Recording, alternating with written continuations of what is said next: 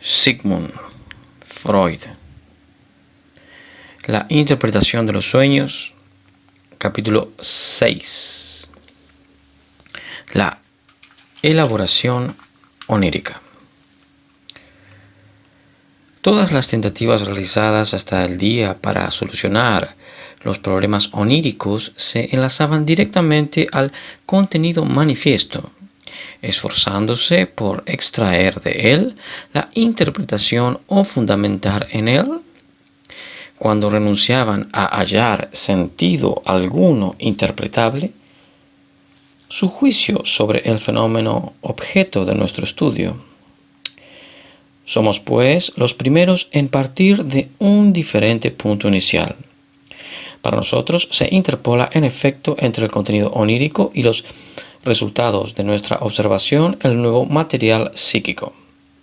El contenido latente o ideas latentes del sueño que nuestro procedimiento analítico nos lleva a descubrir, de este contenido latente y no del manifiesto, es del que desarrollamos la solución del sueño.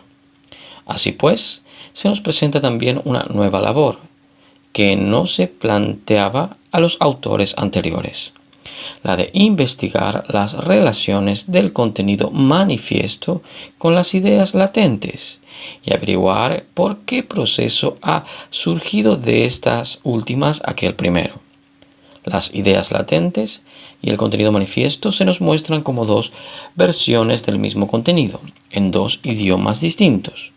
O mejor dicho, el contenido manifiesto se nos aparece como una versión de las ideas latentes a una distinta forma expresiva, cuyos signos y reglas de construcción hemos de aprender por la comparación del original con la traducción. Las ideas latentes nos resultan perfectamente comprensibles en cuanto las descubrimos. En cambio, el contenido manifiesto nos es dado como un jeroglífico, para cuya solución habremos de traducir cada uno de sus signos al lenguaje de las ideas latentes.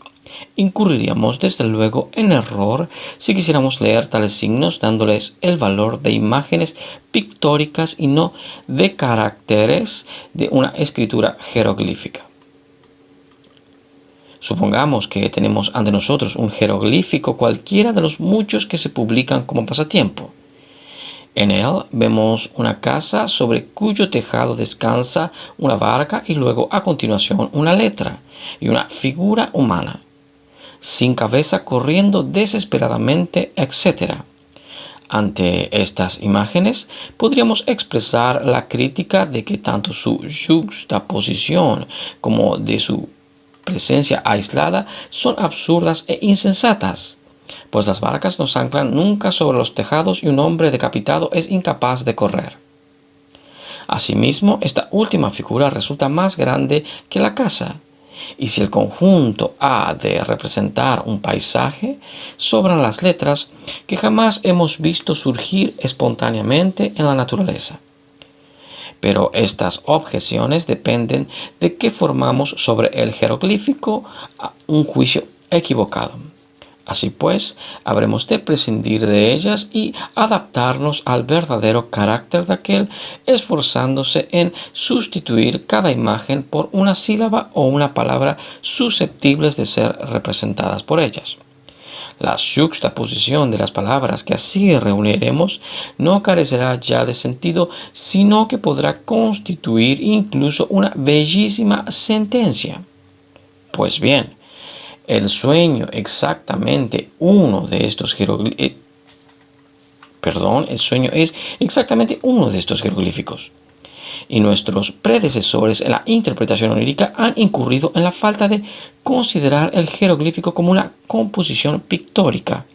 De este modo, no tenía más remedio que parecérseles insensato y sin valor alguno. 1. La labor de condensación. Lo primero que la comparación del contenido manifiesto con las ideas latentes evidencia al investigador es que ha tenido efecto una magna labor de condensación. El sueño es conciso, pobre y lacónico en comparación con la amplitud y la riqueza de las ideas latentes. Su relación escrita ocupa apenas media página. En cambio, la del análisis en el cual se hallan contenidas las ideas latentes ocupa 6, 8 o 12 veces más espacio. Esta porción es muy variable y por lo que hasta el momento hemos podido comprobar, no influye para nada en el sentido de los sueños correspondientes. Generalmente se estima muy por debajo el montante de la comprensión que ha tenido efecto, pues se consideran las ideas latentes descubiertas como la totalidad del material dado, siendo así que no constituyen sino una parte del mismo y que, prosiguiendo el análisis, podemos hallar todavía nuevas series de ideas que se ocultan detrás del sueño. Ya indicamos antes que jamás podemos estar seguros de haber agotado la interpretación de un sueño. Aunque la solución obtenida nos parezca completa y satisfactoria, queda siempre la posibilidad de que el mismo sueño haya servido también de exteriorización a otro sentido más. Así pues, el montante de condensación es, en términos rigurosos, indeterminable. Contra el aserto de que la desproporción entre contenido manifiesto e ideas latentes nos fuera a deducir que en la elaboración onírica ha tenido efecto una amplia condensación del material psíquico, podría elevarse una objeción a primera vista muy plausible. Pudiera, en efecto, alegarse la impresión que con tanta frecuencia experimentamos de haber soñado muchas cosas a través de toda la noche y haber olvidado después la mayor parte. De este modo, el sueño que al despertar recordamos no sería sino un resto de la total elaboración onírica, la cual, recordada por entero, presentaría una amplitud igual a la de las ideas latentes. Aquí hay una parte, pues, la observación de que cuando más fielmente nos es dado reproducir un sueño es cuando intentamos recordarlo inmediatamente después de despertar. Mientras que conforme avanza el día va haciéndose su recuerdo cada vez más vago e incompleto, es rigurosamente cierta, pero por otro lado podemos comprobar que el sentimiento de haber soñado mucho más de lo que podemos reproducir reposa muchas veces en una ilusión, cuyo origen aclararemos más adelante. Además, la hipótesis de una condensación en la elaboración onírica no queda contradicha en modo alguno por la posibilidad del olvido de los sueños, pues resulta demostrada por las masas de representaciones pertenecientes a cada uno de los fragmentos oníricos conservados, lo que sucede cuando realmente ha sido olvidada una gran parte del sueño. Es que tal olvido nos cierra el acceso a una nueva serie de ideas latentes, pues nada justifica la suposición de que los fragmentos oníricos olvidados no se habrían referido sino a aquellas ideas que ya conocemos por el análisis de los conservados.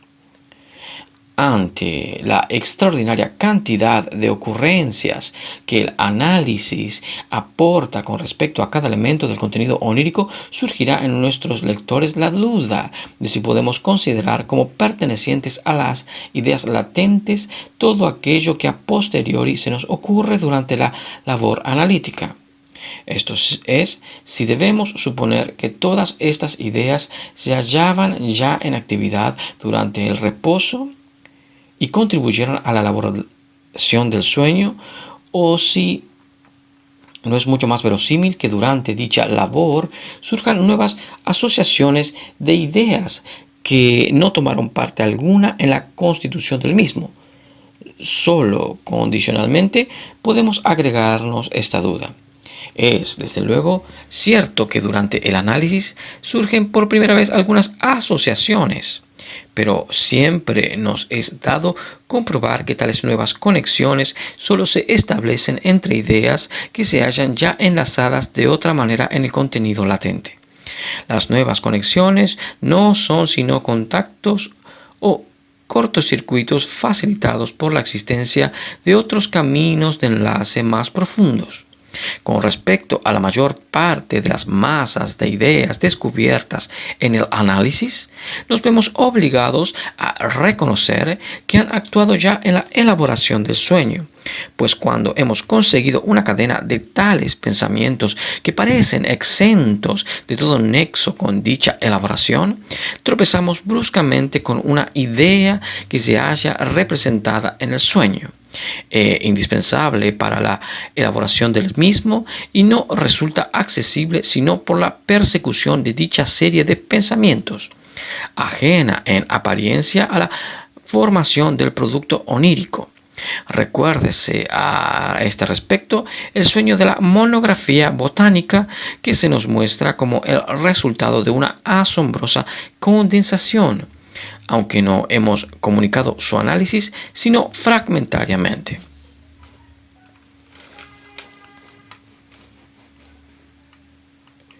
Pero entonces, ¿cómo hemos de representarnos el estado psíquico que durante el reposo precede al soñar? Las ideas latentes aparecen dadas en conjuntos o son recorridas de un modo sucesivo. ¿No podrá ser también que, partiendo de diversos centros, se constituyan varias cadenas de ideas simultáneas que luego se unan en un punto dado? A mi juicio, no tenemos necesidad ninguna de crearnos una representación plástica del estado psíquico en la elaboración onírica. Bastará con no olvidar que se trata de el pensamiento inconsciente y que el proceso puede ser muy distinto del que percibíamos en nosotros en la reflexión voluntaria acompañada de conciencia. De todos modos, el hecho es que la elaboración onírica reposa sobre una condensación permanentemente inquebrantable. Ahora bien, ¿cómo se lleva a cabo tal condensación? Si reflexionamos que de las ideas latentes halladas, solo una minoría queda representada en el sueño por uno de sus elementos de representación, habríamos de concluir que la condensación se verifica por exclusión, no siendo así el sueño una fiel traducción o una proyección, punto por punto, de las ideas latentes, sino una reproducción harto incompleta y llenas de lagunas de la misma. Este juicio es, sin embargo, como pronto veremos, harto equivocado. Pero tomémoslo al principio como base y continuemos, preguntándonos si al contenido manifiesto no llegan sino pocos elementos de las ideas latentes. ¿Qué condiciones determinan la selección de las mismas? Para contestar esta interrogación, examinaremos aquellos elementos del contenido manifiesto que tienen que haber cumplido tales condiciones. El material mejor para esta investigación será, sin duda, un sueño en cuya elaboración haya tenido efecto una condensación particularmente enérgica. Elegiremos el de la monografía botánica, expuesto antes del capítulo 5, página 448 del presente volumen. Sueño de la monografía botánica. Contenido manifiesto. He escrito una monografía sobre una especie indeterminada de plantas. Tengo el libro ante mí y vuelvo en este momento a la página por la que se hallaba abierto y que contiene una lámina en colores. Cada ejemplar ostenta, a manera de herbario, un espécimen disecado de la planta. El elemento más evidente de este sueño es la monografía botánica. Como ya indicamos, procede de las impresiones del día del sueño, pues la tarde anterior al mismo había visto realmente en el escaparate de un librero un monograma sobre los ciclámenes. El contenido manifiesto omite mencionar esta especie y conservar tan solo la monografía y su relación con la botánica. La monografía botánica demuestra enseguida su relación con mi estudio sobre la cocaína, y de esta última se dirige la asociación de ideas, por un lado, al escrito redactado con motivo del aniversario de un laboratorio y a determinados hechos relacionados con tal institución. Y por otro, a mi amigo el oculista Dr. Koningstein, que participó en la aplicación de la cocaína como anestésico. A la persona del Dr. Koningstein se enlazaban además el recuerdo del interrumpido diálogo que sostuve con él la tarde anterior y los diversos pensamientos sobre el pago de los servicios médicos entre colegas. Esta conversación es el verdadero estímulo onírico actual. La monograma sobre los ciclámenes es también una actualidad, pero de naturaleza indiferente.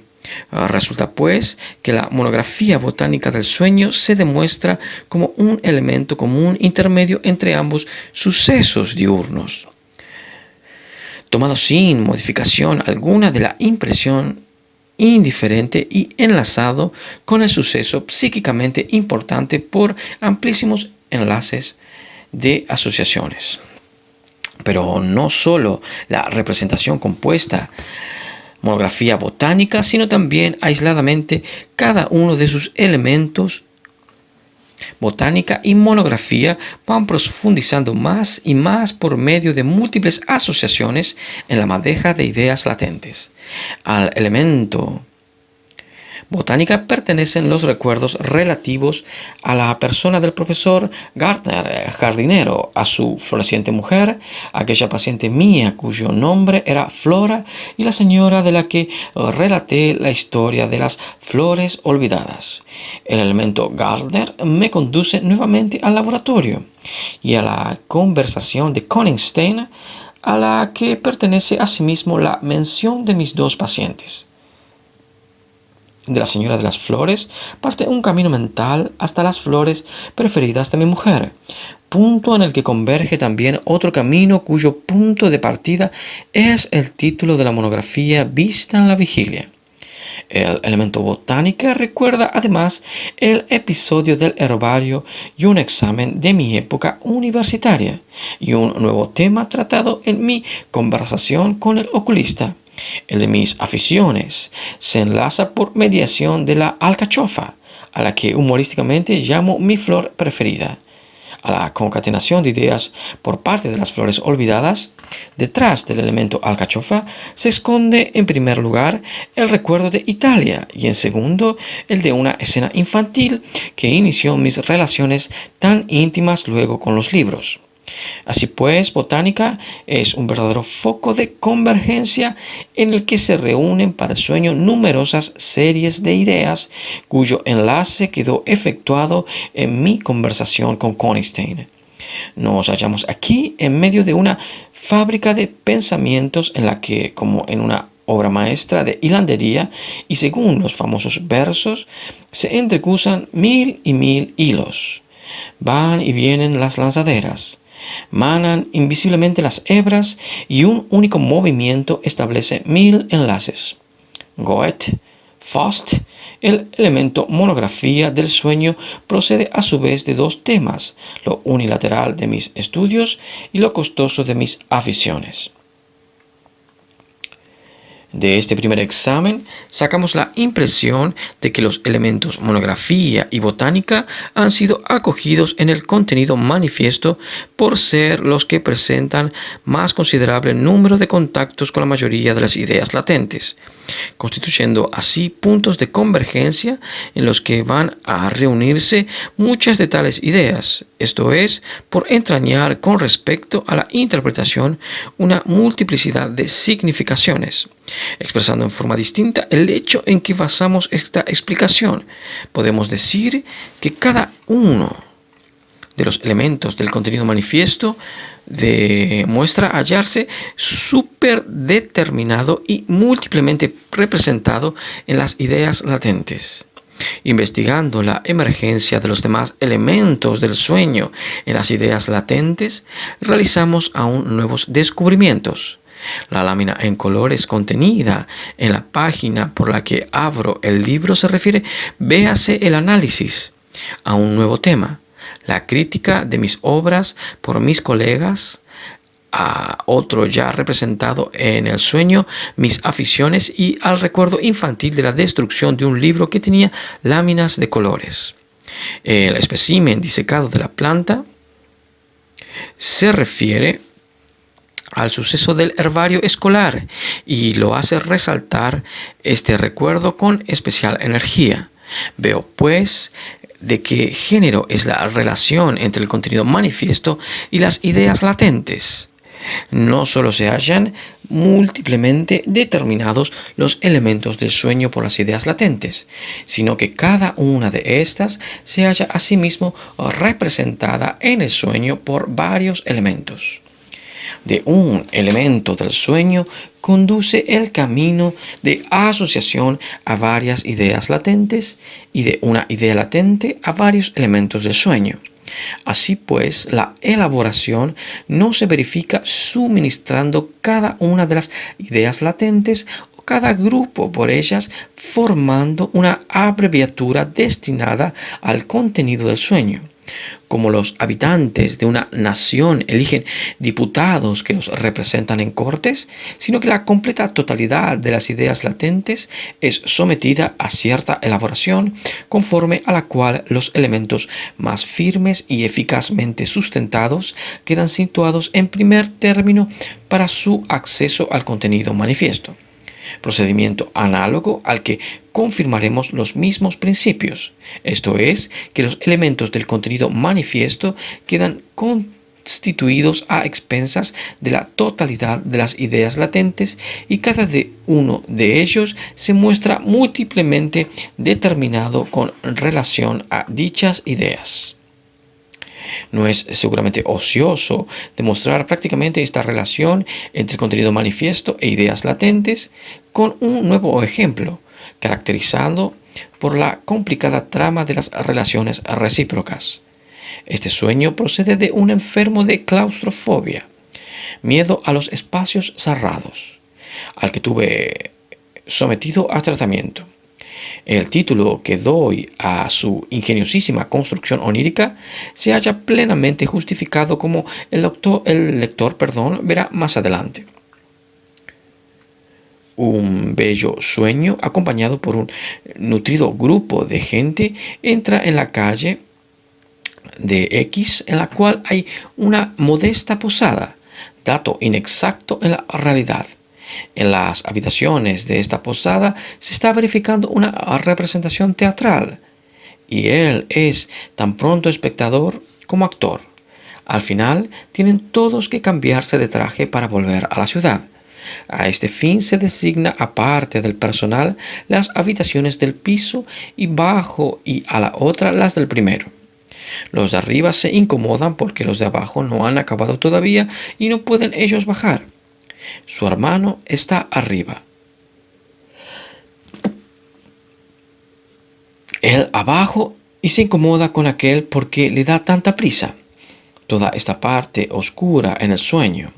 Además, ya al llegar estaban distribuidas las habitaciones y determinado quién había de estar arriba y quién abajo. Luego camina solitario por la cuesta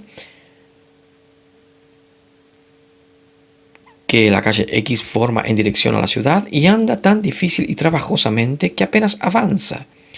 Un caballero anciano se une a él e insulta al rey de Italia.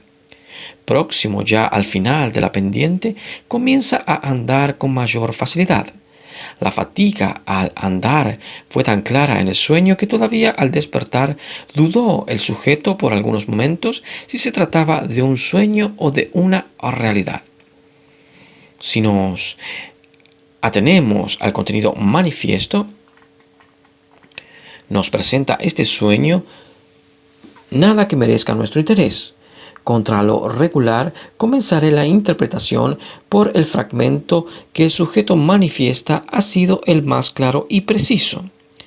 La fatiga soñada y probablemente sentida en el sueño, esto es, la disnea al subir la cuesta, es uno de los síntomas que el sujeto mostró realmente hace algunos años y fue atribuido por entonces, con otros fenómenos, a una tuberculosis simulada probablemente por la histeria. Conocemos ya por nuestro estudio de los sueños exhibicionistas esta sensación de parálisis peculiar al fenómeno onírico. Y volvemos a comprobar aquí que es utilizada como un material disponible en todo momento para los fines de otra cualquier representación. El fragmento onírico que describe cómo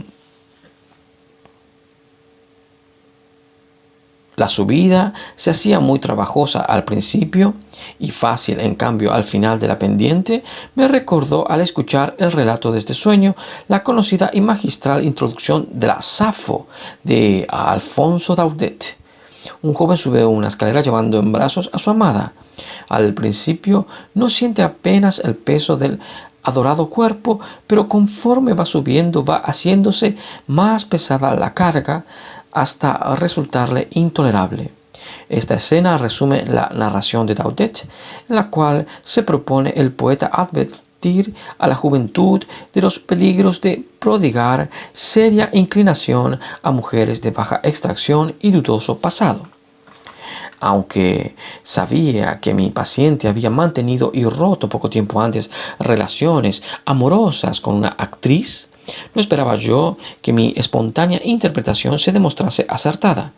Además, la escena de Safo se desarrollaba en el sentido inverso a la del sueño, pues en este es la subida penosa al principio y luego fácil, mientras que para el símbolo de la novela es necesario que aquello que al principio parece ligero resulte luego una pesada carga. Para mi sorpresa, observo el paciente que tal interpretación se adaptaba muy bien al contenido de la obra que la noche anterior había visto representar en el teatro. Dicha obra se titulaba Enterrador de Viena y desarrollaba la vida de una muchacha de origen humilde que lanzaba a la vida galante, subida a capas más altas de la sociedad por sus relaciones con hombres aristócratas, pero acababa descendiendo cada vez más bajo. El argumento de esta obra le había recordado otra titulada De escalón en escalón, en cuyos carteles anunciadores se ostentaba una escalera de varios escalones. La interpretación de este sueño continuó luego en la forma siguiente. En la calle X había vivido la actriz con la que últimamente había mantenido relaciones. En dicha calle no hay una posada ninguna, pero una vez que el sujeto había pasado parte del verano en Viena, se alojó, descendió a Gestern en un hotel cercano. Al abandonarlo, dijo al cochero: «Después de todo, no está mal este hotel. Por lo menos no hay en él pulgas ni chinches». Esta era además una de sus fobias. A lo cual respondió el cochero: «No sé cómo se le ha ocurrido a usted venir a parar aquí. Más que un hotel, es una posada». Al elemento posada se enlaza enseguida el recuerdo de unos versos de Hunland. Hace poco fui invitado por un amable posadero. El posadero de estos versos es un manzano. Otra continúa luego con la concatenación de ideas. Fausto bailando con la joven. Tuve una vez un bello sueño. Veía un manzano en el que relucían dos bellas manzanas. Me atrajeron y subí a cogerlas. La bella: «Mucho os gustan las manzanas desde los tiempos del paraíso y siento una gran alegría de que también las haya en mi jardín». Goethe, Faust. No puede abrigarme la menor duda sobre aquello a que se alude con el manzano y las manzanas.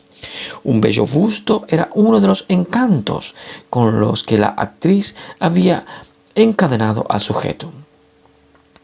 El conjunto de este análisis justificaba plenamente la sospecha de que el sueño se retrotraía a una impresión infantil y que, siendo así, tenía que referirse a la nodriza del sujeto, el cual se hallaba próximo a los 30 años. Para el niño es efectivamente el seno de su nodriza la posada donde se alimenta. Tanto la nodriza como Safo constituyen en el sueño alusiones a la mujer amada y recientemente abandonada. En el contenido manifiesto aparece también el hermano mayor del paciente. Este se halla bajo y aquel arriba, circunstancias que constituye de nuevo una inversión de las circunstancias reales, pues me es conocido que el hermano ha perdido su posición social, conservándola en cambio mi paciente. En la reproducción del contenido manifiesto, eludió el sujeto una expresión muy corriente. Mi hermano estaba arriba y yo por terre, que hubiera transparentado en demasía, aunque inversamente, la situación real, pues decimos que una persona está par terre cuando ha perdido fortuna y posición, esto es, cuando podemos decir también de ella que ha descendido. El hecho de que en esta parte del sueño quede algo representado en forma invertida tiene que poseer un sentido, y tal inversión ha de demostrarse extensiva a otra distinta relación entre las ideas latentes y el contenido manifiesto. El examen de la última parte del sueño, en la que la subida muestra el carácter inverso al de la escena de Safo, nos indica claramente cuál es dicha inversión. En Safo lleva el nombre en sus brazos a la mujer ligada a él por relaciones sexuales. Así pues, en las ideas latentes se trata a la inversa de una mujer que lleva al hombre, y dado que esto no puede suceder sino en la infancia, se referían dichas ideas a la nodriza, que lleva en brazos a la criatura y para la cual constituye la crianza del pequeño ser una pesada carga. De este modo representa el sueño a Safo y a la nodriza por medio de un mismo elemento. Así como el nombre de Safo no fue escogido por la poeta, sino un propósito alusivo a una costumbre lesbiana, también los fragmentos del sueño que muestran personas ocupadas arriba y abajo se refieren a fantasías de contenido sexual que ocupan la imaginación del sujeto y que a título de impulsos sexuales reprimidos no carecen de relación con su neurosis. La interpretación misma no nos revela que tales elementos latentes así representados en el sueño sean en efecto fantasías y no recuerdos de hechos reales, pues se limita a proporcionarnos un contenido ideológico y deja a nuestro cargo el fijar un valor real. Los sucesos reales y los fantásticos aparecen aquí, y no solo aquí, sino también en la creación de productos psíquicos de mayor importancia que el sueño, como equivalentes al principio. La mucha gente significa, como ya indicamos, secreto. El hermano no es sino el representante incluido en la escena infantil por un fantasear retrospectivo de todos los ulteriores competidores amorosos. Por último, el episodio del caballero que insulta al rey de Italia se relaciona de nuevo por el intermedio de un suceso reciente, pero indiferente en sí con el acceso de personas de baja extracción a círculos elevados de la sociedad. Es como si la advertencia que Daudet dirige a los jóvenes hubiera de juxtaponerse otra análoga dirigida al niño del pecho. 2. El sueño del escarabajo de Mayo. Contenido onírico. Como segundo ejemplo para el estudio de la condensación en la elaboración onírica, comunicaré aquí el análisis parcial de otro sueño que debo a una señora, ya de edad madura, sometida a tratamiento psicoanalítico. Correlativamente a los graves estados de angustia que padecía, contenían sus sueños un amplísimo material de ideas sexuales cuya revelación la sorprendió y atemorizó al principio, no siéndome posible comunicar el análisis completo. Parece el material onírico dividirse en varios grupos sin conexión visible. Recuerda que tiene encerrados en una caja 2 coleópteros, Maikäfer, en los que habrá de dar libertad si no quiere que se ahoguen. Al abrir la caja, ve que los dos insectos se hallan muy deprimidos.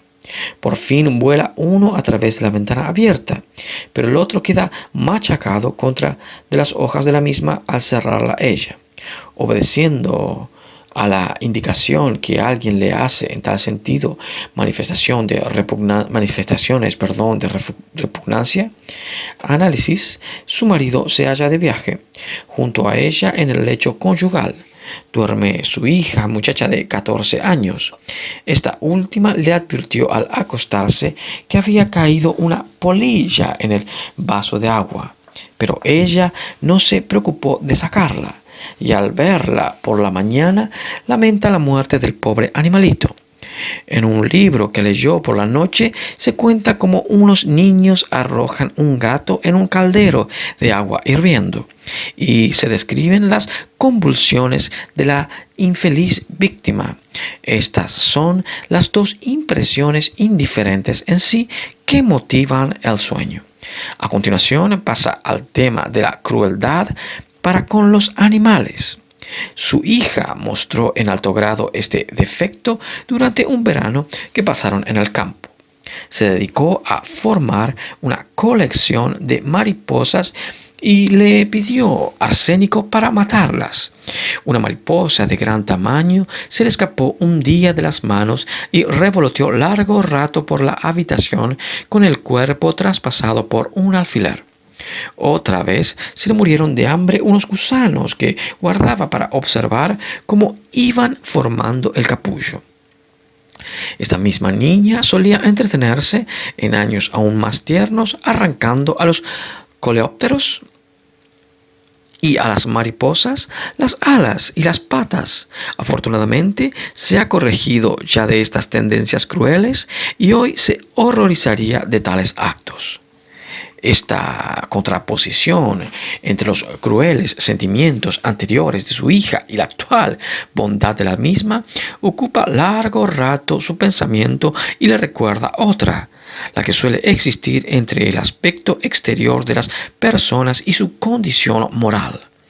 Así, el aristócrata que seduce y abandona a una infeliz muchacha y el obrero de nobles y elevados pensamientos. El carácter de una persona no puede deducirse de su aspecto exterior. ¿Quién podría conocer carácter de una persona? No puede deducirse de su aspecto exterior. Vuelvo a reiterar la línea, me acabo de confundir. ¿Quién podría conocer por su aspecto los deseos sexuales que a ella la atormentaban? En la misma época durante la cual se dedicaba su hija a coleccionar mariposas, se halla toda la región invadida por una plaga de coleópteros Melonta vulgaris. Macafer, literalmente coleóptero de mayo, y los chicos se dedicaban a combatirla machacándolos sin piedad. Por entonces vio también a un hombre que cogía estos insectos, les arrancaba las alas y les comía. Ella nació y se casó en el mes de mayo. 3 días después de su boda, escribió a sus padres una carta diciéndoles que era muy feliz, pero la verdad era todo lo contrario. Durante la tarde anterior al sueño, había estado revisando cartas antiguas y había leído a los suyos varias de ellas, serias unas y cómicas otras. Entre estas últimas se hallaba una altamente ridícula de un profesor de piano que le había hecho la corte de muchacha. Luego leyó otra de un aristocrático pretendiente. Se reprocha no haber podido impedir que una de sus hijas leyese un libro poco recomendable de Maupassant. El arsénico que su hija le pidió en la ocasión indicada le recuerda las píldoras de arsénico que devuelven las energías juveniles al duque de Mora. En el Nabad de Daudet, al elemento dar libertad asocia el recuerdo de un pasaje de la flauta mágica. No puedo forzarte a amar, pero no te devolveré la libertad. A los coleópteros, Macafer, las palabras de Caechen Estás enamorado como un coleóptero. En el intermedio recuerda una cita de Tannhäuser, porque poseído por verso deseo. Porque poseído, por perverso deseo. Vive preocupada y ansiosa pensando en su marido ausente. El miedo de que pueda sucederle algo se exterioriza en numerosas fantasías diurnas. Poco antes había expresado en sus pensamientos inconscientes durante el análisis una queja sobre su avejentamiento. La idea optativa que este sueño encubre quedará transparentada con el dato de que varios días antes del sueño sobresaltó y horrorizó al sujeto el imperativo ahórcate, que dirigido a su marido surgió de improviso en un pensamiento mientras se hallaba realizando sus ocupaciones de ama de casa. Posteriormente, se averiguó que algunas horas antes había leído que los ahorcados experimentan en el momento de morir una enérgica erección. Así pues, el deseo de dicha erección era lo que, bajo tal disfraz atemorizante, resurgía de la represión. El imperativo ahórcate significaba tanto como el de procúrate una erección a cualquier precio. Las píldoras de arsénico del Dr. Jenkins en el Al-Navad pertenecen a este círculo de ideas. La paciente sabía también que el más enérgico afrodisíaco, la cantaridina, se prepara machacando los cuerpos de unos coleópteros. Tal es el sentido al que tiende la parte principal del contenido manifiesto. El abrir y cerrar la ventana es una causa constante de discusiones con su marido. Este acostumbra dormir con las ventanas cerradas. Ella, en cambio, prefiere que permanezcan abiertas. En los tres sueños cuya comunicación antecede ha hecho resaltar, subrayándolos, aquellos elementos del contenido manifiesto que retornan en las ideas latentes, mostrando así evidentemente la múltiple relación de los mismos.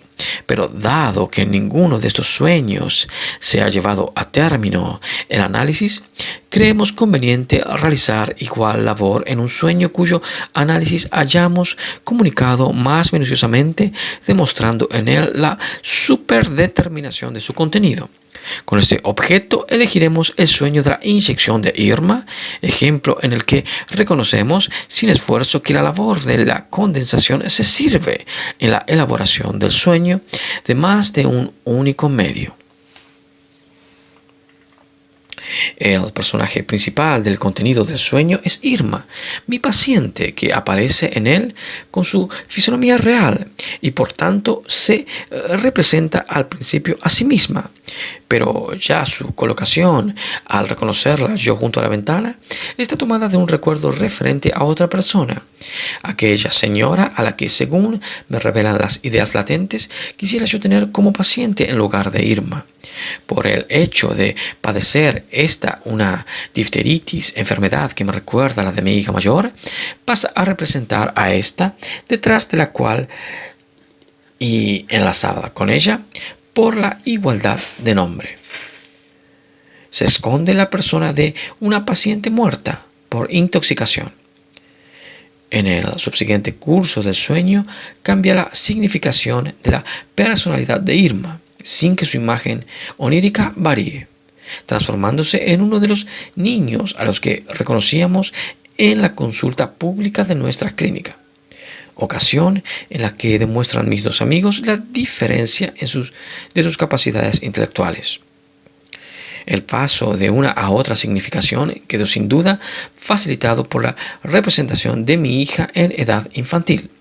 Por la resistencia que opone a abrir bien la boca, se convierte la misma Irma en alusión a otra señora reconocida por mí una vez, y luego, dentro del mismo contexto, a mi propia mujer. En las alteraciones patológicas que compruebo en su garganta hallo además alusiones a toda una serie de otras personas. Todas estas personas con las que tropiezo al perseguir el elemento Irma no entran corporalmente en el sueño, sino que se esconden detrás de la persona onírica Irma, que queda constituida de este modo como una imagen colectiva con rasgos contradictorios. Por mi atribución a Irma de todos aquellos recuerdos míos referentes a aquellas otras personas sacrificadas en el proceso de condensación, queda convertida en representante de las mismas la constitución de tal persona colectiva. Para los fines de la condensación onírica, puede llevarse también a cabo fundiendo en una imagen onírica los rasgos actuales de dos o más personas. De este modo es como ha surgido el Dr. M de mi sueño. Este personaje lleva el nombre de Dr. M y habla y actúa como él, pero su aspecto físico y sus padecimientos corresponden a otra persona, a mi hermano mayor. Un único rasgo, la palidez, se halla doblemente determinado, siendo común en realidad a ambas personas. Un análogo personaje mixto es el Dr. R en el sueño de mi amigo, que es mi tío. Pero en este caso ha quedado constituida la imagen onírica de un tercer modo diferente. No he reunido rasgos físicos del uno con otros del otro, disminuyendo así la imagen mnémica de cada uno en determinados detalles, sino que he puesto en práctica el procedimiento seguido por Galton para lograr sus retratos de familia. Esto es, proyectar ambas imágenes una sobre otra, con lo cual resaltan acentuados los rasgos comunes y se destruyen las diferentes, apareciendo solo vagamente en la imagen. De este modo resalta acentuada como rasgo común en la vaga fisonomía formada por superposición de las dos personas diferentes la barba rubia, detalle que contiene además una alusión a mi padre y a mí mismo, facilitada por la relación al encanecimiento. La constitución de personas colectivas y mixtas es uno de los principales medios que se sirve la condensación onírica. No tardaremos en tener ocasión de ocuparnos nuevamente de ella en relación con otras cuestiones.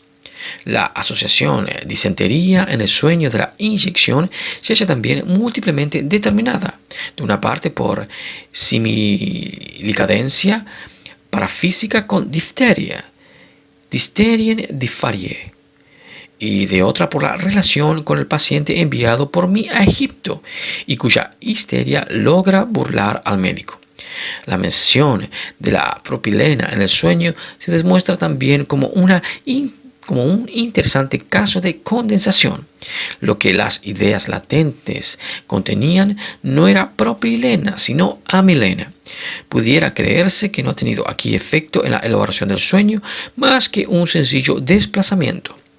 Así es, en efecto, por este desplazamiento se hallan al servicio de los fines de la condensación, como la prueba el siguiente apéndice que aquí agregamos al análisis de este sueño. Deteniendo mi atención un momento más en la palabra propilena, se me ocurre que es similicadente a propíleos, propilem, propilaen. Con esta palabra se alude no solamente a Atenas, sino también a Múnich. A esta última ciudad fui un año antes de mi sueño, con ocasión de una grave enfermedad de mi amigo. La intervención de este último en mi sueño se hace luego indiscutible por la emergencia del elemento trimetilamina, que surge poco después de propilena.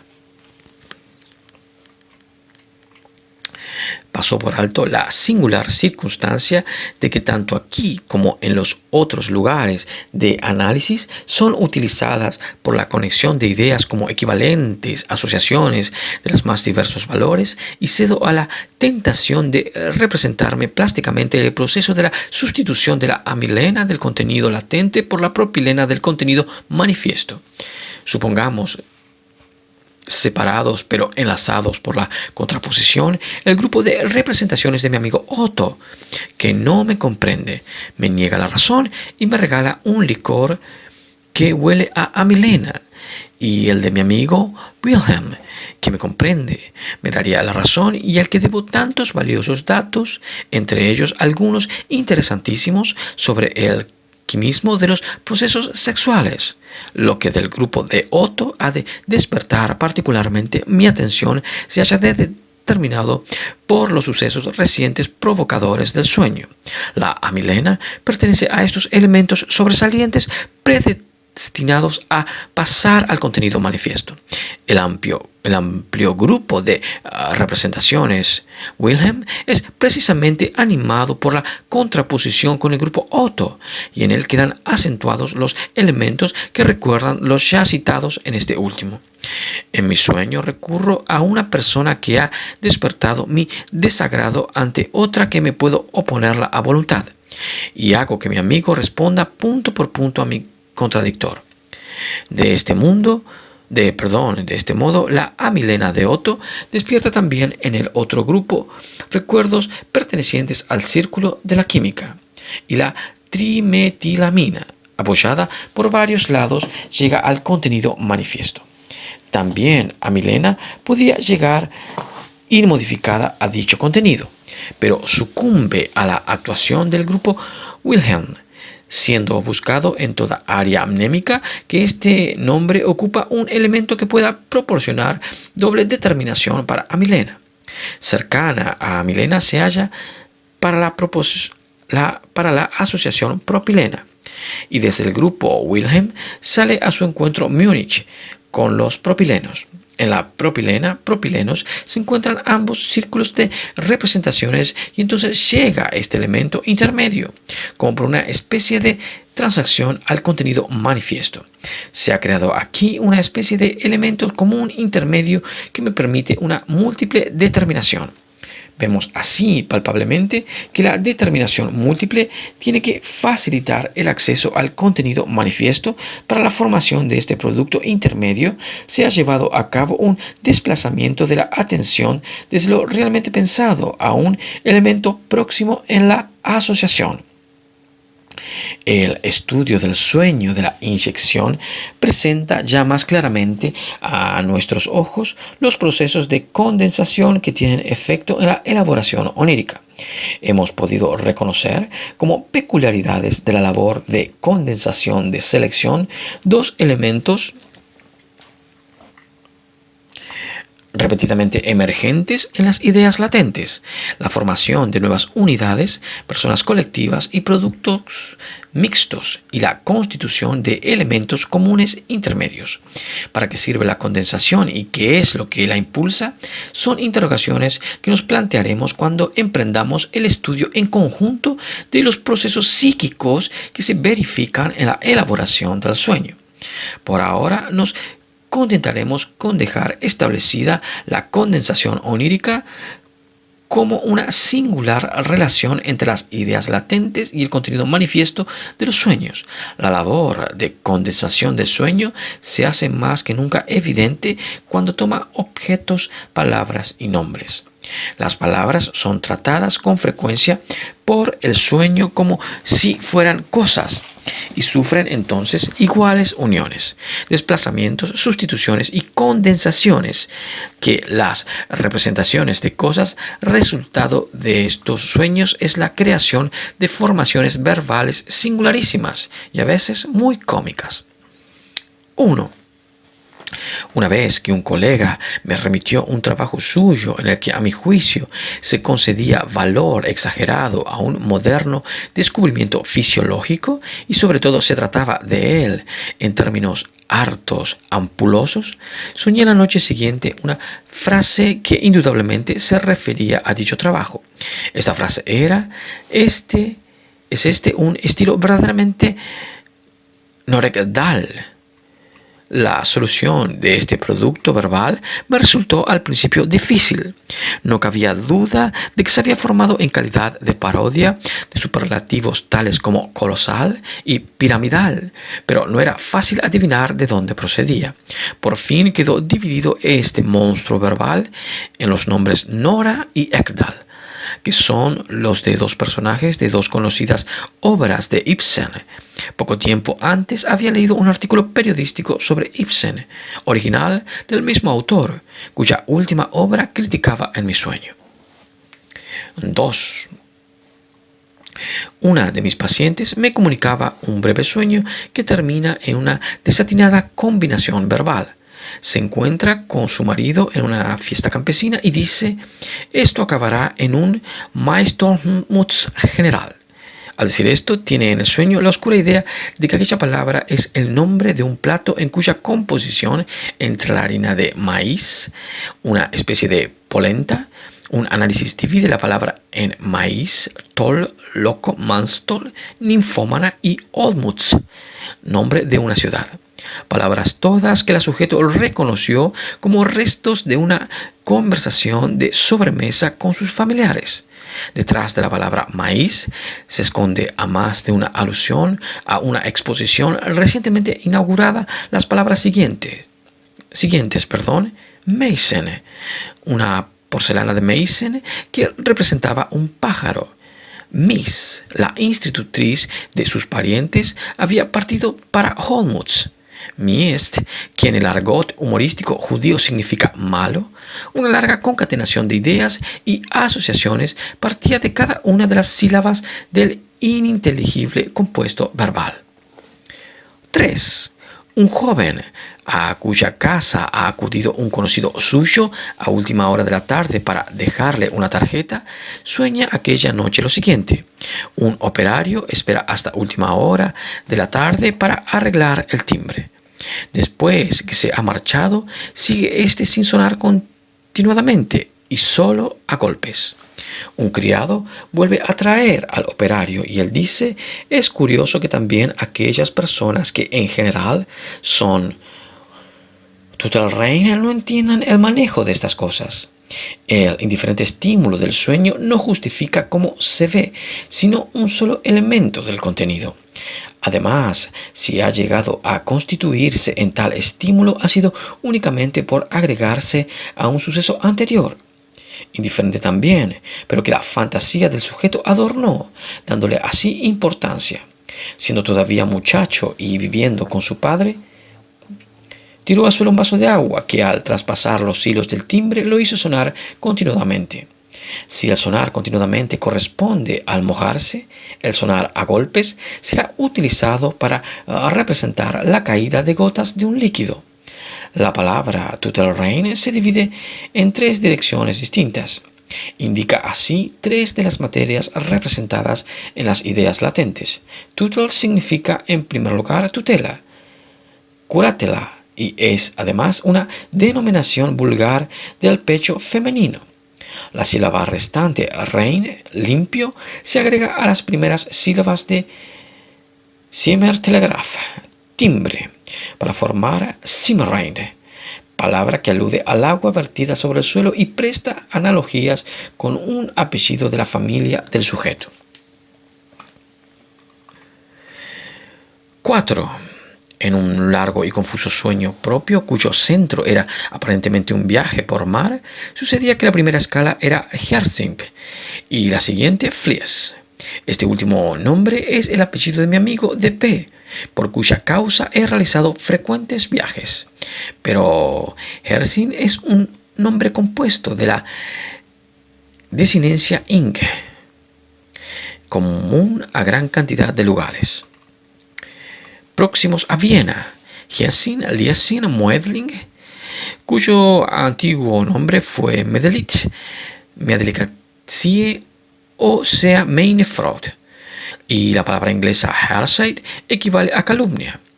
Esta palabra se relaciona con el estímulo onírico indiferente del día.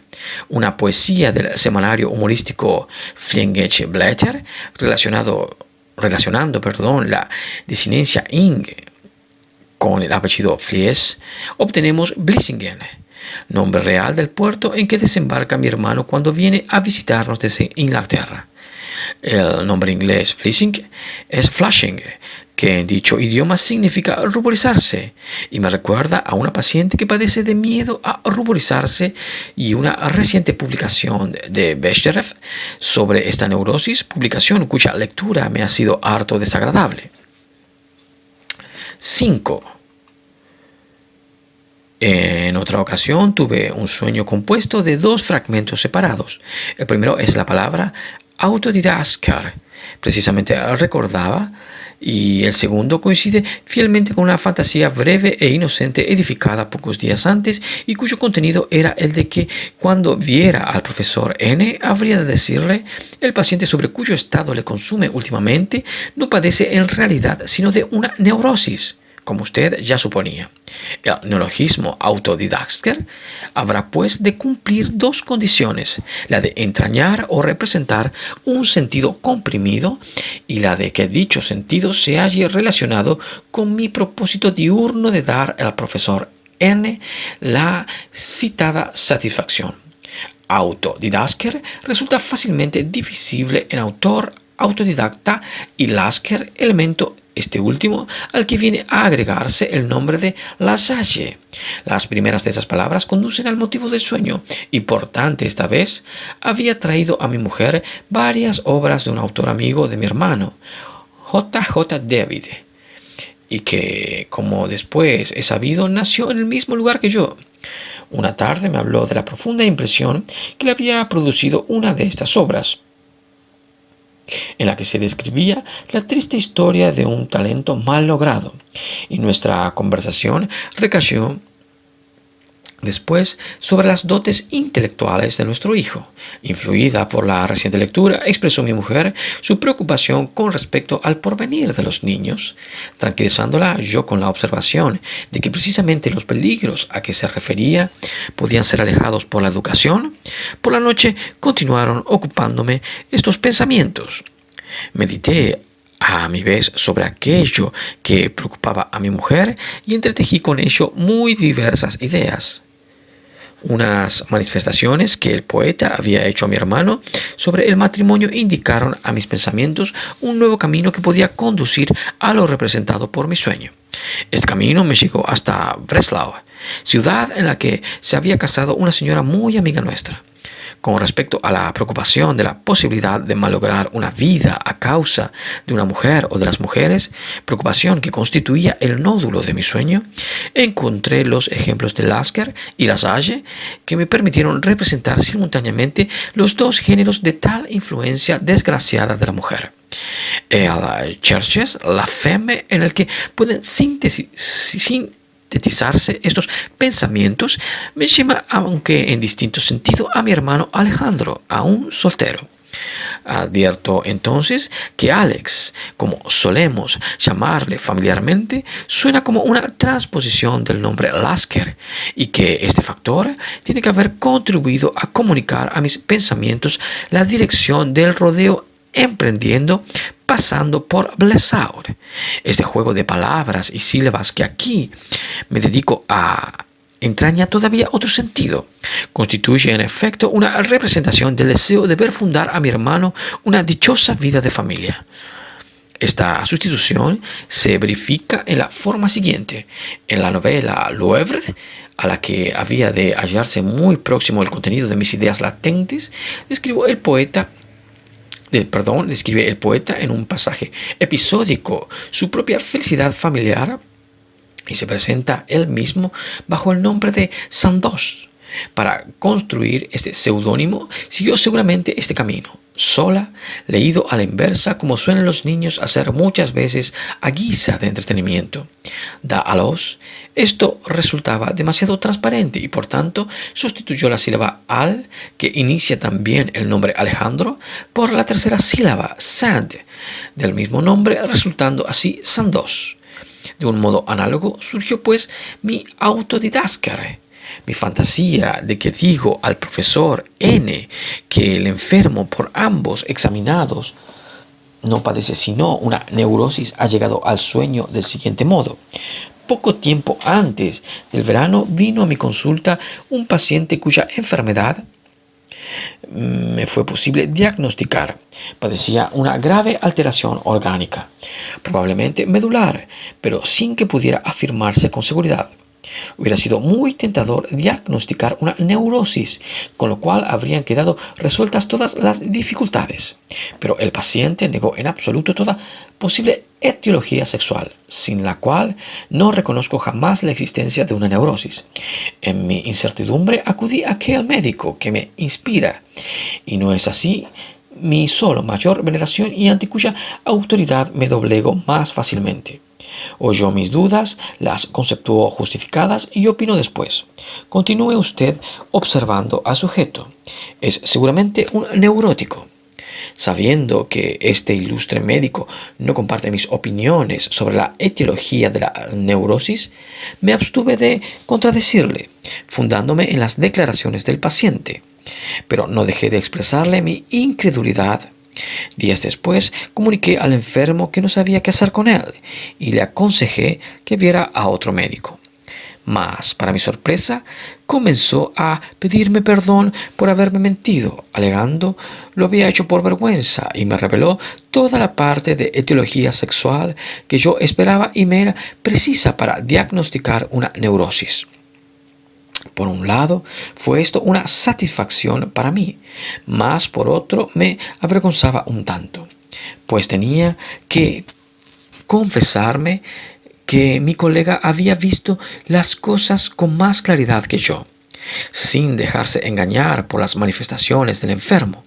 Por tanto, me propuse decirle en cuanto le viese que tenía razón, habiendo sido yo el equivocado. Esto último es precisamente lo que hago en mi sueño. Pero, ¿qué realización de deseo puede haber en él si reconozco que estoy equivocado? Precisamente es este mi deseo, el de que mis temores o los de mi mujer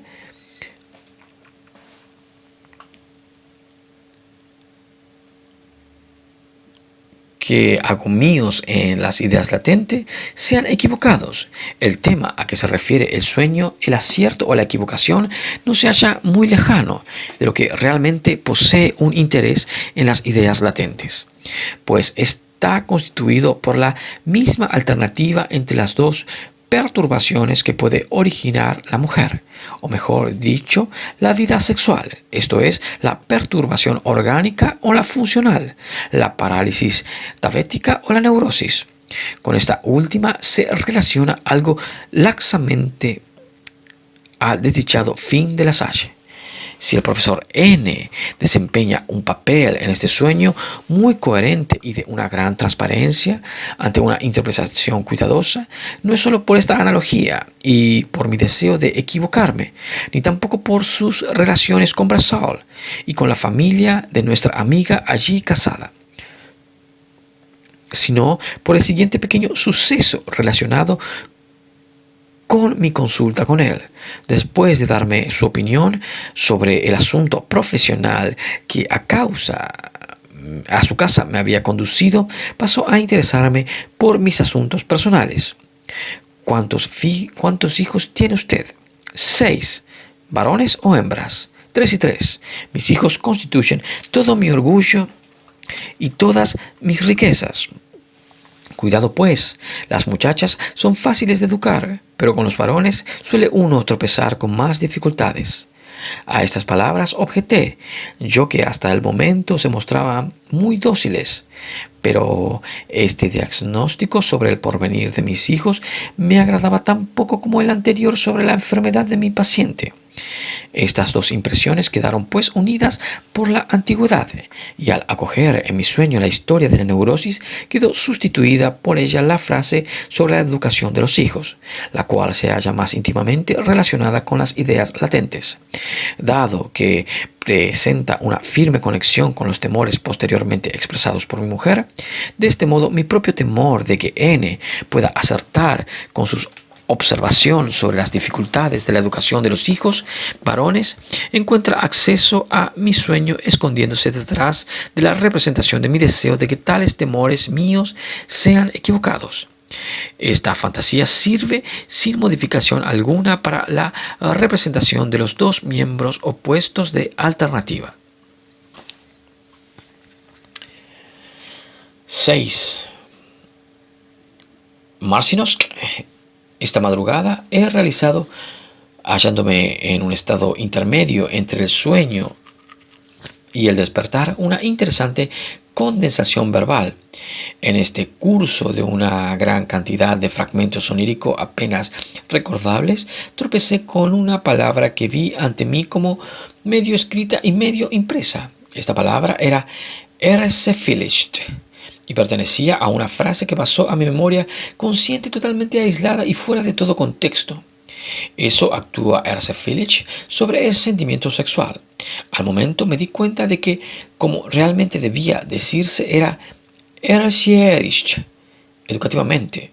Pero todavía vacilé un par de veces, pensando si no sería más exacto Erzsífilis.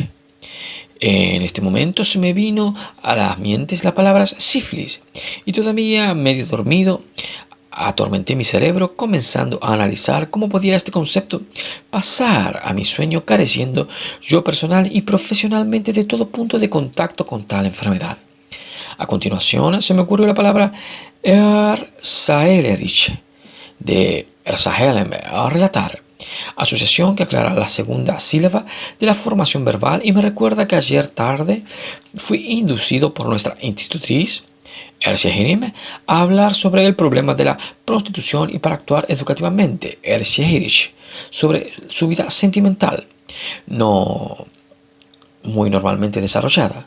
Le di el libro de Hesse titulado Sobre la prostitución después de referirle Ersahelem, algo relativo a estas cuestiones. Al llegar aquí veo claramente que la palabra sífilis no debe ser tomada en su sentido literal, sino en el de veneno, relacionándola naturalmente con la vida sexual. La frase de mi sueño queda pues traducida en la siguiente forma, perfectamente lógica, con mi relato Ersalong, que queriendo actuar educativamente, Erzsierich, sobre la vida sentimental de mi institutriz, Erzsieherim, pero al mismo tiempo abrigo el temor de que mis palabras puedan actuar sobre ella como un veneno, Erzsierflich, Ersae, Ersieg, Erzsiflich. Los productos verbales del sueño son muy semejantes a los de la paranoia, que aparecen también en la histeria y en las representaciones obsesivas. Los juegos verbales en que los niños tratan las palabras como objetos, inventando nuevos idiomas y artificiales palabras compuestas, constituyen en este punto la fuente común para el sueño y para la psiconeurosis. El análisis de los desatinados productos verbales construidos por el sueño es psiconeurosis. El análisis de los desatinados productos verbales construidos por el sueño es particularmente apropiado para demostrar la función condensadora de la elaboración onírica. De los escasos ejemplos aquí comunicados, no deberá deducir el lector que un tal material solo, muy raras veces o incluso excepcionalmente, llega a ofrecerse a la observación.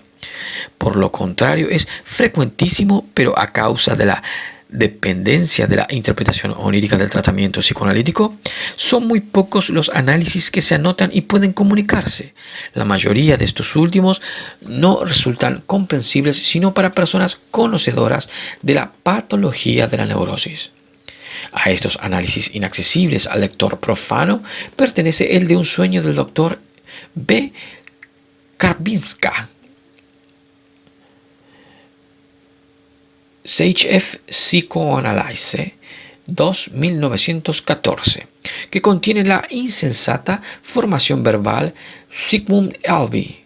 Asimismo, es digna de mención la emergencia en el sueño de una palabra que no carece de sentido, pero que despojada del que le es propio, reúne diversas otras significaciones con respecto a las cuales se conduce como una palabra falta de sentido. Tal es el caso del sueño de la categoría soñado por un niño de 10 años y comunicado por Bertausk.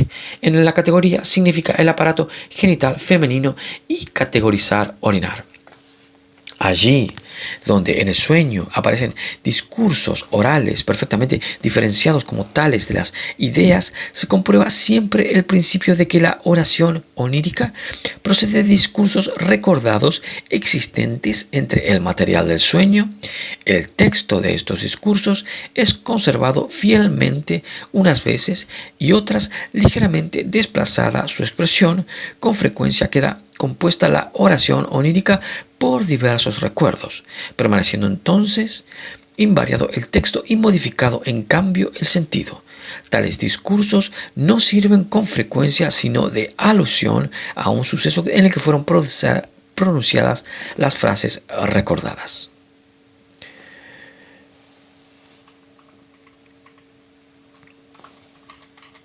Nota del lector, vamos a llegar hasta acá en el capítulo 6. Ya quedan 2 capítulos, el 6 y el 7. Pero vamos a hacer lo mismo con el capítulo 5 porque el 6 también es muy extenso. Creo que quizás es el más extenso de todos. Y bueno, y va a llevar unas largas horas desmenuzarlo por completo. Así que, bueno, en este capítulo 6 lo que empieza a plantear Freud es la elaboración onírica. Sí,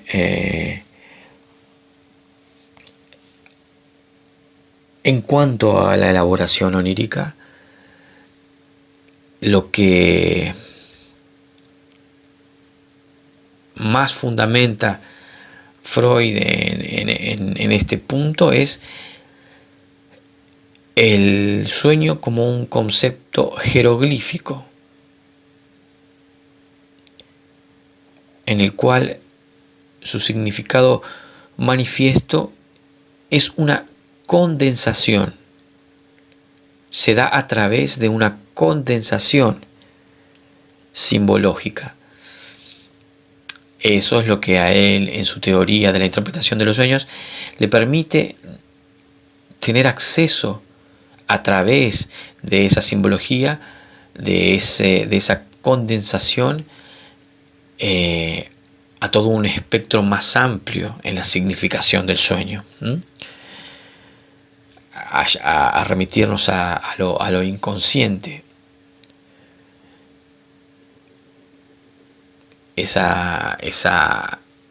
En lo que antes los materiales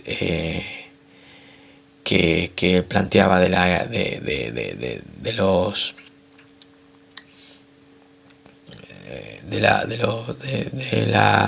los impulsos, no, perdón, de los estímulos somáticos y psíquicos, como estos se adecúan,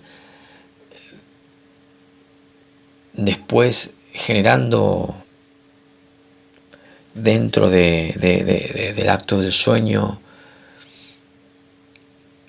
esta condensación en algo que si uno se pone a pensar muchas veces en sus propios sueños, que muchos de los sueños que uno analiza, o yo particularmente, en un sentido que se le podría decir un sentido literal del proceso posterior del sueño, siempre se encuentran muy difuminados, ¿no? Y que es aquello que se difumina, que es aquello que queda atrás. Si uno está teniendo en cuenta la teoría freudiana de la interpretación de los sueños, todo eso que queda atrás, todo eso que incluso yo creo que el 80% de los sueños en la vida que tenemos se desvanecen prácticamente minutos después o días después. Días. Sí, en el menor de los casos, cuando un sueño es demasiado rotundo, ¿no? Pero la gran cantidad de esos sueños se desvanece casi de inmediato. A mí me pasa tener lapsos de recordar el sueño casi siempre en un semiestado de vigilia, cuando estoy en un semiestado de vigilia y el sueño, que los puedo puedo rebobinar mis sueños eh, y, y encuentro sus imágenes significativas, ¿no? Pero haciendo y teniendo una cierta conciencia de que el proceso onírico fue más amplio.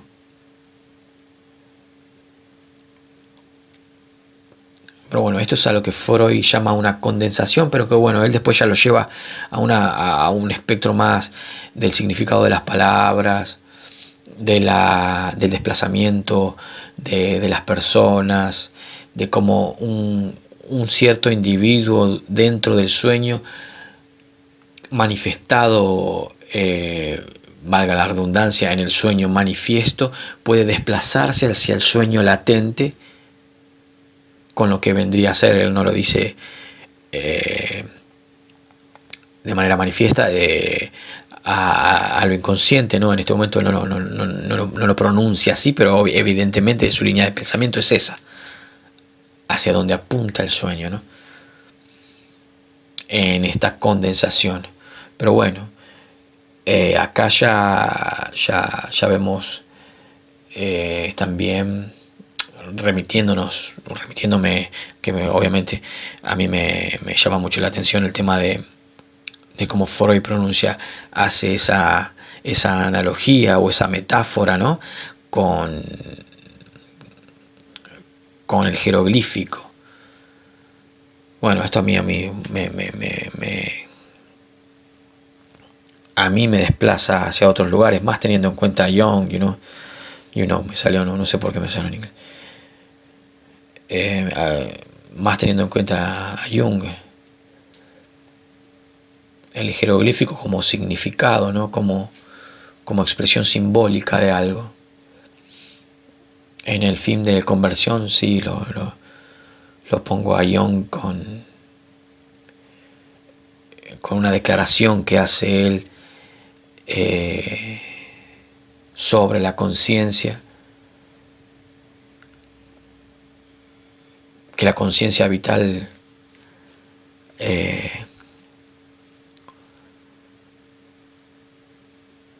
algo que también lo he escuchado en otras entrevistas, es una diferencia que hace Jung con Freud, es que Freud dice que los mecanismos de represión son más tabú que otra cosa. Y Jung dice no, que esos mecanismos de represión a veces son una falta de conciencia sobre ciertas cosas, o no tanto, no meramente son una represión, sino que hasta dónde llega la conciencia simbológicamente en algo, ¿no?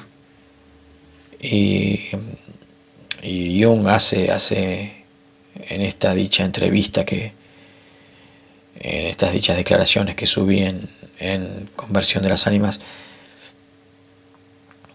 habla sobre ese estado de conciencia que puede ir más allá incluso de la vida, ¿no? Como una conciencia superlativa. Y bueno, a todo esto le añado imágenes, obviamente, de esculturas de... No sé por qué se me pega la muletilla, obviamente. Eso es algo que tengo que fijarme. Perdón. A lo que le añado esculturas de Dionisio y de Apolo. Y como estas representaciones, ya no estamos yendo a Nietzsche, son un elemento simbólico que condensa ciertos parámetros vitales y existenciales, ¿no?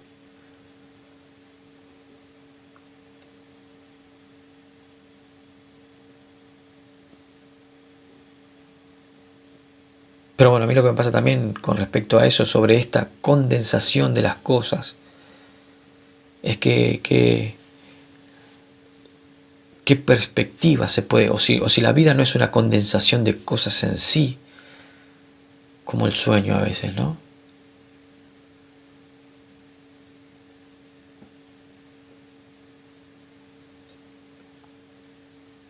Una condensación de... Pero esto ya son impresiones mías, no me estoy refiriendo solamente a Freud. Ya en El hombre sin sueños planteo eso sobre... El hombre sin sueños empieza en un principio psicológico y después se va termina en un principio contemplativo contemplativo y estético sobre lo que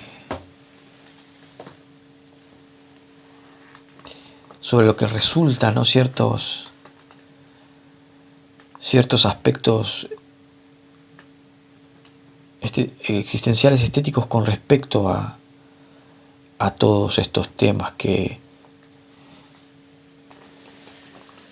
se condensan también acá en mi interpretación o en esta estructura que me da la interpretación de los sueños, con una acepción también apolínea y dionisiaca de lo que es vivir, y con un camino de vida, ¿no? que uno puede y debe y puede, si es que quiere, elegir al respecto. Haciendo una correlación con el Hagakure también, que estoy leyendo ahora, ¿no? Por eso también en El hombre sin sueños ya hago una especie de doble peregrinación, ¿no? Una peregrinación apolínea y una peregrinación dionisíaca, peregrinando por la ciudad, por su lado estético más dionisíaco, más virtual, más concreto, como puede ser el Centro Estético de Buenos Aires, que después eso se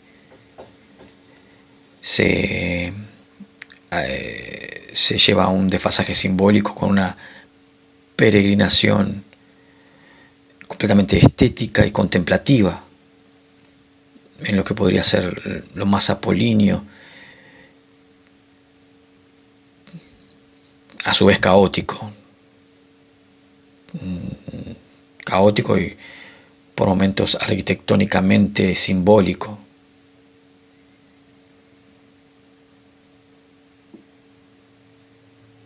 Sobre un camino vital, sobre un camino existencial, que es algo que también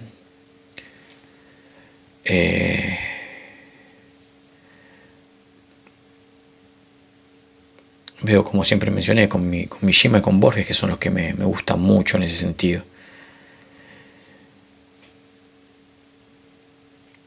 Y nada, bueno. Pero Mishima es más para analizarlo ahora. Igual, de todas maneras, Mishima tiene un simbolismo, aunque el que no conoce mucho la obra, tiene un simbolismo bastante occidentalizado por momentos. Por ejemplo, en el poema de Ícaro, o en Confesiones de una máscara. Recuerdo también que incluso se ha sacado fotos también con ¿cómo se llamaba este hombre? Esta pintura del San Sebastián, un mártir estéticamente muy producido vigorosamente, con un cuerpo muy vigoroso y clavado por flechas. Wilde también, Oscar Wilde hizo también una referencia a dicho cuadro, si mal no recuerdo. En Mishima ese cuadro le impactó muchísimo. En Confesiones hace todo un tema de su niñez al respecto.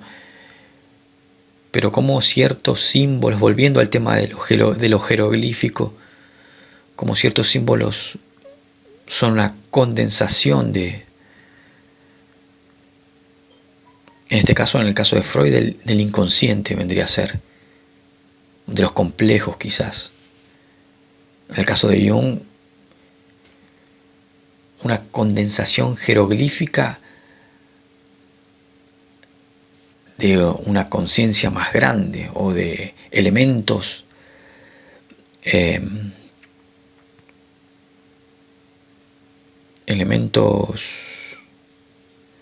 colectivos de una cultura también, se puede decir, representativos, ¿no? Lo mismo también, por ejemplo, poniendo a Píndaro y a Aristóteles en la poética, como el hombre a partir de sus tragedias genera una catarsis y una mímesis también de sus circunstancias, o a Píndaro en esas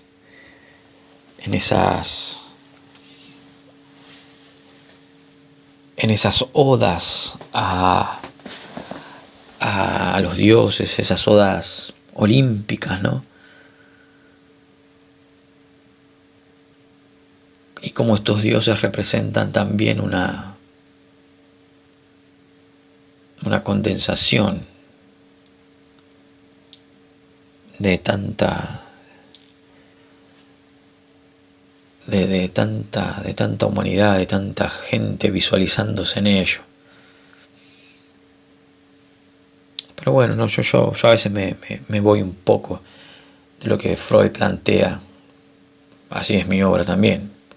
Lo llevo a mis otras vertientes y lo